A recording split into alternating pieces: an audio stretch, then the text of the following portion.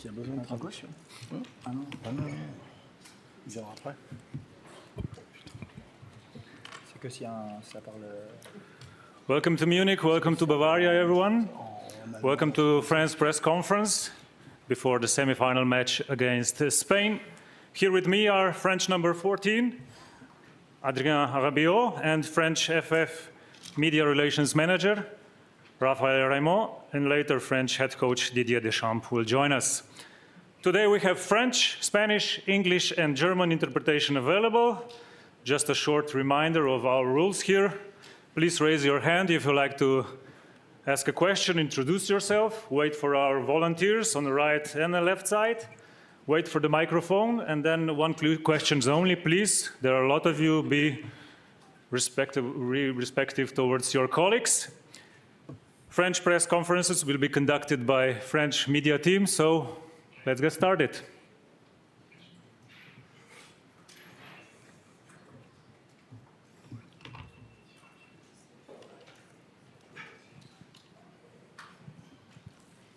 Adrien, bonjour.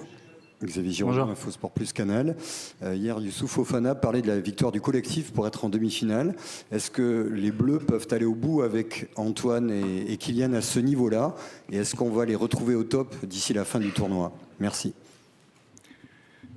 Premièrement, on a toujours mis en avant le collectif sur les dernières compétitions et sur celle-ci, bien évidemment. Même si on a des joueurs qui sont en dedans, on voit bien qu'on est en demi-finale d'un très gros tournoi avec de très bonnes équipes en face de nous. Mais voilà, on y est, donc c'est que forcément ce collectif, il est plus fort que les individualités. Ensuite, c'est vrai que Antoine et Kylian sont un peu moins frais, je dirais. Mais voilà, on est là pour les pousser. Bien sûr qu'on est à 100% avec eux, on a confiance en eux. C'est des joueurs qui peuvent à tout moment débloquer une situation, qu'on se truc en plus. Donc forcément, on aura besoin d'eux jusqu'à la fin, et notamment pour aller jusqu'en finale et la gagner. Bonjour Adrien, Stéphane Bianchi du Parisien. Hier soir, il n'y avait pas de match à regarder. En revanche, il y avait les résultats des élections. Je voulais savoir comment vous aviez vécu ça, comment vous aviez regardé ça, si vous les aviez regardés ensemble, chacun individuellement, et si vous aviez évoqué le fait que le Rassemblement national ne soit pas passé. Alors, on ne les a pas regardés ensemble parce qu'on rentrait de l'entraînement. On a eu le repas à 20h15, donc on était un peu tous dans nos chambres. Après, c'est vrai qu'on a... Bien sûr, on s'en est soucié parce que c'est important. Après, peut-être beaucoup moins que certains parce qu'on a aussi d'autres choses en tête. Mais on ne l'a pas évoqué plus que ça. Vous avez vu que certains avaient publié des choses sur les réseaux sociaux. On n'en a pas parlé entre nous. Mais je pense que beaucoup de gens étaient soulagés, on va dire. Non, moi j'ai toujours dit que voilà, la politique et le sport, ça faisait pas forcément bon ménage. On a, comme je l'ai dit, une demi-finale à jouer. Rentrer dans ces choses-là, je pense qu'il faut laisser ça de côté. Voilà. On avait appelé les gens à aller voter et que c'est la démocratie qui déciderait, qui trancherait. Donc ça a été fait. J'ai vu qu'il y avait beaucoup de gens qui s'étaient manifestés, qui étaient allés voter, c'est très bien. Et puis voilà, pour le reste, faut laisser l'analyse à ceux qui s'y connaissent le plus. Moi, je joue au foot. Est-ce que c'est une bonne chose, une mauvaise chose? J'en sais rien. Faudra voir par la suite, je pense. Bonjour Adrien. Bertrand Latour, la chaîne L'Équipe. Le capitaine de l'équipe de France, à la veille du précédent match, disait que depuis le départ de Paul Pogba, il y avait moins de joueurs ou pas de joueurs capables de lui donner des ballons en profondeur. Est-ce que vous vous êtes senti visé? Et est-ce que vous êtes d'accord avec lui ou pas? Merci. J'avais pas forcément eu ce retour. Mais non. Pourquoi je me sentirais visé? Non, s'il a parlé de ça, je pense que c'est parce que certainement Paul a ces caractéristiques-là. Il y a d'autres joueurs avec d'autres caractéristiques. Faut s'adapter. Nous, en tant que milieu de terrain, on évolue avec différents attaquants en équipe de France, en club, et il faut aussi s'adapter à ce qu'ils demandent, comment ils aiment le ballon, etc. Donc voilà, en tant que footballeur, il faut bien sûr avoir cette qualité-là d'adaptation, mais après, je pense qu'il n'y a pas de débat sur la qualité du jeu long et les passes de Paul dans la profondeur. Mais voilà, je pense que c'est surtout une question d'adaptation à ces milieux de terrain. Bonsoir Adrien, Jean Rességuier d'RMC Sport. Un peu dans le même registre, Ousmane Dembélé a expliqué que parfois il y avait ce contre-pied du coach, le 4-3-3, le 4-4-2 à losange, que même vous étiez un petit peu surpris. Vous comprenez ce cache-cache qu'il réalise un petit peu avec le monde extérieur, les observateurs et même vous les joueurs pour essayer de surprendre l'adversaire? C'est peut-être plus par rapport à vous que par rapport à nous. Et forcément, il y a des dommages collatéraux. Non, mais après, c'est vrai que c'est compliqué aussi pour le coach. Quand il essaye de mettre des choses en place, il y a beaucoup d'informations qui sortent. Et c'est vrai que c'est assez déplaisant de voir que quand on a travaillé quelque chose à l'entraînement, à peine fini l'entraînement, c'est déjà dans les médias. C'est dommage pour nous et je dirais c'est même dommage pour tout le monde, aussi pour vous, parce que quand ça sort, ça donne des indications à l'adversaire, alors que nous on est censé travailler des choses qui pourraient rester cachées jusqu'à la fin, jusqu'à la dernière minute avant le match. Et donc je pense que le coach essaye aussi de brouiller des pistes certaines fois. Comme j'ai dit, on est des joueurs de très haut niveau, on est capable de s'adapter. Il a travaillé avec nous plusieurs systèmes, donc même si le change à la dernière minute, on sait ce qu'on a à faire dans chacun de ces systèmes. Et voilà, je pense qu'il faut, comme j'ai dit, c'est toujours pareil, cette qualité d'adaptation. Damien Degand, l'équipe. Oui. Comment va Antoine Griezmann et est-ce que toi, comme coéquipier, tu es surpris de le voir à ce niveau qui n'est pas habituel avec lui en équipe de France? Et est-ce que l'équipe de France peut gagner l'Euro sans un grand Antoine Griezmann? Surpris, bien évidemment. Je pense que, on est tous surpris quand on connaît la qualité d'Antoine, ce qu'il est capable de faire, ce qu'il a réalisé à la dernière Coupe du Monde, où il était peut-être sans doute le meilleur joueur de cette Coupe du Monde. Après, je ne sais pas comment l'expliquer, et peut-être beaucoup moins bien physiquement.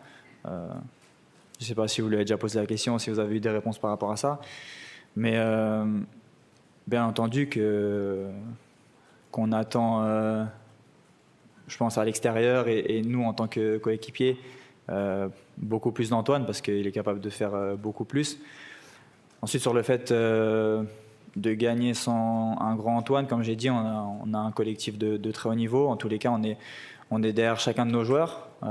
Voilà, quand il y a un joueur qui est moins bien, que ce soit capitaine comme Kylian, que ce soit Antoine, peu importe, on est là, on soutient nos coéquipiers. Mais bien évidemment que ce serait sans doute plus facile s'ils étaient au top de leur forme. C'est pas le cas. Encore une fois, faut s'adapter. Voilà, le coach fait des choix aussi, a dû faire des choix. Et jusqu'à présent, ça s'est bien passé. Donc pourvu que ça dure. Bonjour Adrien. Ici Emmanuel Baranguet pour la Chance France Presse. Je voulais te poser une question plus personnelle, te demander comment tu avais vécu toi le quart de finale, en particulier la séance de tir au but. Est-ce que tu t'es rongé les ongles? Est-ce que c'était affreux de stress de ne pas pouvoir participer? Alors j'ai jamais vécu de quart de finale avant celui-là en tribune et je savais pas à quoi ça ressemblait, mais c'est vrai que c'est hyper stressant, même bien plus que ça. J'ai eu des crampes alors qu'en étant sur le terrain, j'en ai pas. Et c'est vraiment très très stressant. Je suis la personne d'être dans cette position en tant que joueur, mais j'étais très content, très soulagé. J'avais confiance en l'équipe. Les tirs au but ont été très bien tirés. C'est une belle récompense pour le groupe et j'avais bien entendu envie qu'ils gagnent pour pouvoir rejouer, pour pouvoir revenir sur le terrain et jouer cette demi-finale. C'est le cas, je suis très heureux et j'essaie de tout faire pour ramener cette équipe en finale. Adrien, sur ta droite, Jean-François Perez pour le JDD. Deux petites questions autour de l'équipe d'Espagne. Comment tu juges l'évolution depuis du jeu de cette équipe depuis que De La Fuente a remplacé Luis Enrique? Ça semble être évidemment beaucoup plus rapide. Et est-ce que la clé du match demain, tu penses qu'elle sera plus sur les ailes avec ces deux ailiers qui crèvent l'écran à l'Euro, Williams et Yamal, ou plutôt dans le cœur de jeu avec ces trois milieux de terrain que tu connais bien aussi? Merci. On est tous unanimes pour dire que c'est l'équipe qui joue le mieux dans ce tournoi. Voilà, qui a la position du ballon, fidèle à elle-même, qui a des bonnes manières de ballon au milieu, de très bons joueurs sur les ailes, qui sont capables de percuter, qui sont capables de marquer aussi. C'est une équipe complète. Voilà, ils ont leur force, peut-être leur faiblesse aussi. En tout cas, on est confiant, on sait ce qu'il faut faire. C'est une équipe qu'il faut bouger. Je pense que les équipes qui les ont affrontées les ont beaucoup laissé jouer aussi. On verra comment ils nous affronteront aussi demain, parce que on sait que les équipes, quand elles jouent l'équipe de France, elles ont tendance parfois aussi un peu à changer leur jeu, à se dénaturer. Donc on verra. Je pense que c'est aussi quelque chose à prendre en compte. Mais voilà, j'espère que ce sera une très belle demi-finale avec deux grandes équipes. Adrian, a question in English, please.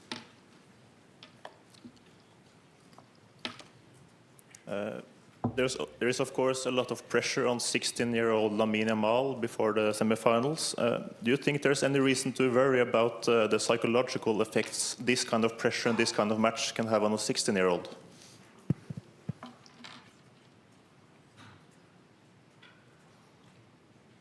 Bon, on a vu que c'était un joueur. On a vu que c'était un joueur qui savait très bien gérer la pression, qui a beaucoup de qualité, qui est capable de jouer aussi bien en club que là dans un tournoi majeur. Voilà, comme il sait le faire avec ses qualités, sans pression. Après, c'est toujours bien sûr compliqué de gérer une demi-finale dans un tournoi comme ça. Mais je pense que ce sera à nous de lui mettre la pression surtout, voilà, d'être là, de lui montrer que de ne pas le laisser dans le confort, et que pour pouvoir jouer une finale d'Euro, il faudra en faire bien plus que ce qu'il a fait jusqu'à présent. On termine avec deux questions. Fabrice Lamperti de la Provence et Philippe Sansfourche d'RTL. Adrien, bonjour, sur ta droite. Oui. Tu parlais des tirs au but tout à l'heure.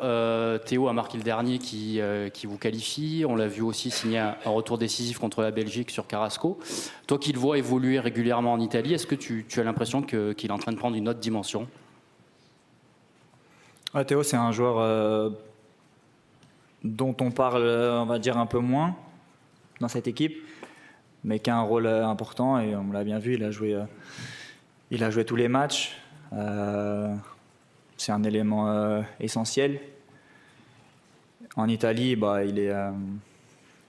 il est plus à présenter. Il a fait de très bonnes saisons dernièrement. Il est vice-capitaine au Milan AC. Donc à ce niveau-là, c'est fort. Et puis en équipe de France, notamment sur cet Euro, il a fait aussi des top matchs. C'est quelqu'un aussi qui gère très bien la pression. On l'a vu au moment de tirer ce penalty décisif en quart de finale. Voilà, c'est un mec qui,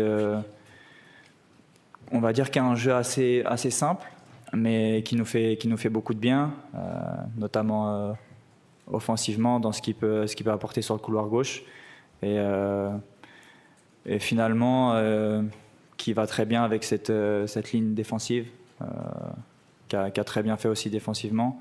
Donc non, c'est vraiment un joueur essentiel,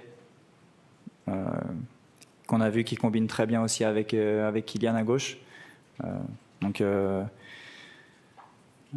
non, j'espère qu'il sera au niveau demain, niveau qu'il a montré jusqu'à présent. Et voilà, si tout le monde met du sien, comme on l'a vu jusqu'à maintenant, on ira en finale. Allez, dernière question rapide avec Philippe Sansfourche d'RTL. Bonjour Adrien. Bonjour.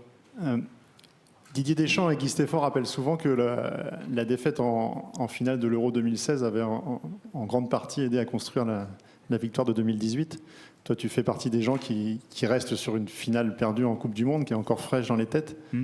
En quoi est-ce que, quand on arrive comme ça à 2 matchs du Graal, en quoi est-ce que ça rend plus fort? En quoi est-ce que ça décuple l'envie?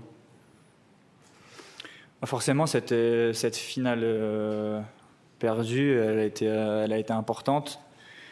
Elle l'est toujours. On a su se relever de ça. On a su faire un très bon parcours en qualif. Ce qui nous anime, c'est la compétition, c'est la gagne. On est encore présent en demi-finale.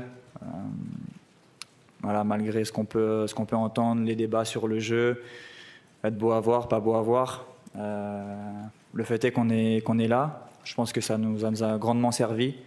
Et la majeure partie des joueurs qui étaient là en 2022 sont là aussi. Et je pense que voilà, notre parcours jusqu'à présent, il est vraiment pas anodin.